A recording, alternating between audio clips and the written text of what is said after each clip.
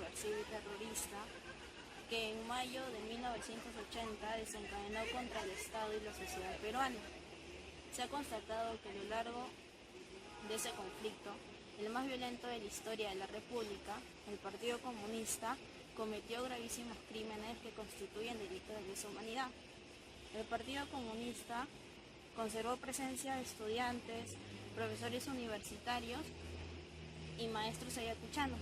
En la Universidad Nacional San Cristóbal de Huamanga, Guzmán se concentró en la reconstitución del Partido Comunista, siguiendo a Stalin, para quien los partidos comunistas se construyeron desde la cabeza hacia abajo.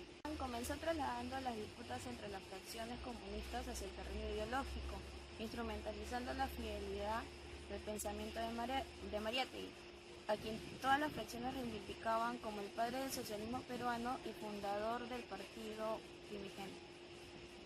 A mediados de los 82, Sendero Luminoso efectuó un plan estratégico en el que consistía en asaltar la cárcel de Ayacucho, cuyo propósito era liberar a los senderistas que estaban detenidos, mas su plan fue frustrado por la Policía Nacional, cuando ésta eliminó a todos los senderistas que se encontraban en el hospital de la misma ciudad.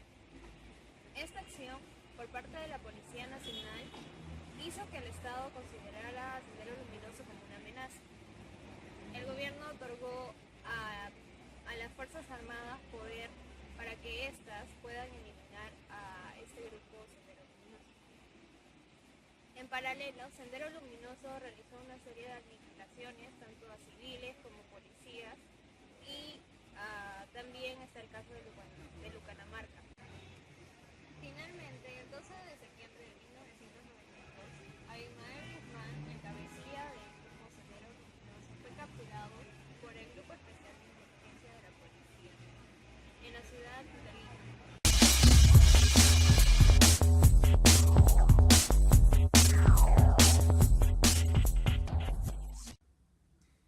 Bueno, buenas noches. Mi nombre es Renzo Rivera.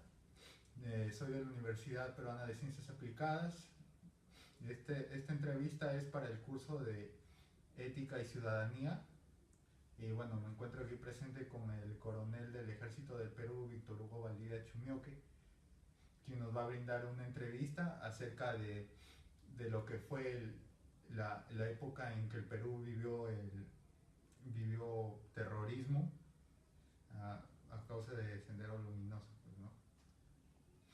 Bueno, buenas noches. Buenas noches. ¿Qué cree que causó, bueno, usted desde su punto de vista, la aparición de Sendero Luminoso? Pues antes que nada quisiera agradecer a la Universidad de Ciencias Aplicadas por darme la oportunidad de poder vertir mi experiencia a los jóvenes alumnos para que sepan lo que sucedió en esa época, ¿no? Y quisiera que no vuelva a suceder todo lo malo que pasó el Perú en esa década. Fue una aparición a raíz de un cambio de la Constitución. Anteriormente, la Constitución del año 1933, existía la pena de muerte por algunos delitos que cometían principalmente en traición a la patria, ya sea en guerra exterior o guerra interior. Sin embargo, la Asamblea Constituyente del año 1979, Víctor Raúl de la Torre, Luis Bedoya Reyes, cambiaron la Constitución en la cual solamente había pena de muerte en caso de guerra exterior. Pero esta guerra que se iniciaba con la lucha armada era interior. Entonces, fue una estrategia del Partido Comunista Sendero Luminoso que lo dirigía en forma errónea, digo errónea porque no debería suceder, Abimael Guzmán. Pero a raíz de ese cambio de leyes fue donde la población y tuvieron más libertad de acción ese grupo terrorista. Bueno, si bien el Estado sí trató de combatir el terrorismo y de que esto no se extienda más a nivel del país, ¿cómo cree que reaccionó el Estado frente a este grupo? O sea, si su actuación fue la correcta, la más adecuada o no actuó de una manera sólida, por por decir. El Estado no fue como el gobierno militar. El Estado aplicó una estrategia negativa, una estrategia errónea, en la cual solo se combatió militarmente. Sin embargo, nosotros estamos creando, perfeccionando el ejército de Sendero Luminoso, porque el que sirve a su patria es los muchachos del pueblo, los muchachos los más pobres. Y cuando salían de baja, se iban a su pueblo, no había presencia del Estado. No había luz, no había agua, no había medio de comunicación, no había carreteras, no había, por decir, una posta médica, un colegio. Cuando llegaban se daban con la realidad, llegaban a su pueblo, encontraban una realidad de pobreza y era fácilmente captado por Sendero Luminoso. La ideología fuerte conllevó a que el Estado pues, no aplicaba, por decir, una guerra social, combatir una guerra social, combatió la guerra militarmente. Y eso fue erróneo porque fue donde se generalizó la violencia con Sendero del campo y posteriormente nos dimos cuenta que llegó a la ciudad. Bueno, si bien en esa época de la lucha también que tuvo la Fuerza Armada para combatir a las fuerzas subversivas, se afectó a mucha gente, hubieron muertes, pero a quiénes, o sea, ¿cuál fue el sector de población de quienes más se violentaron los derechos, ¿no? Bueno, hay que ser honestos y hay que decir la verdad, ¿no? Porque si no decimos la verdad, entonces no vamos a cambiar. Sí se cometieron una serie de excesos, se violaron muchos derechos humanos, porque nosotros, la Fuerza Armada y la Policía Nacional, no conocíamos al enemigo. En esa época, como ahora, ustedes ven una persona uniformada, un policía, un militar, un marino, uno de la Fuerza Aérea. Ustedes lo ven, ¿no?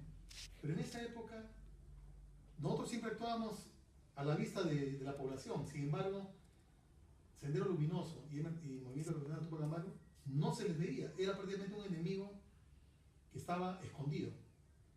Entonces, al saber que había una intervención, un patrullaje, un rastrillaje, y cogíamos a un senderista para interrogarlo, también cometíamos excesos en agarrar también a los familiares, ¿no? Entonces, eso es lo que no se debía hacer, ¿no? Es una mala estrategia del Estado. El Estado ha tenido que atacar la parte social primero, para poder ir liberando, ¿no? Sin embargo, nosotros, como manifesté hace un momento, estamos creando el ejército de Sendero. Bueno, finalmente quisiera agradecerle por permitirnos acceder a esta entrevista que ha sido de gran ayuda para nosotros.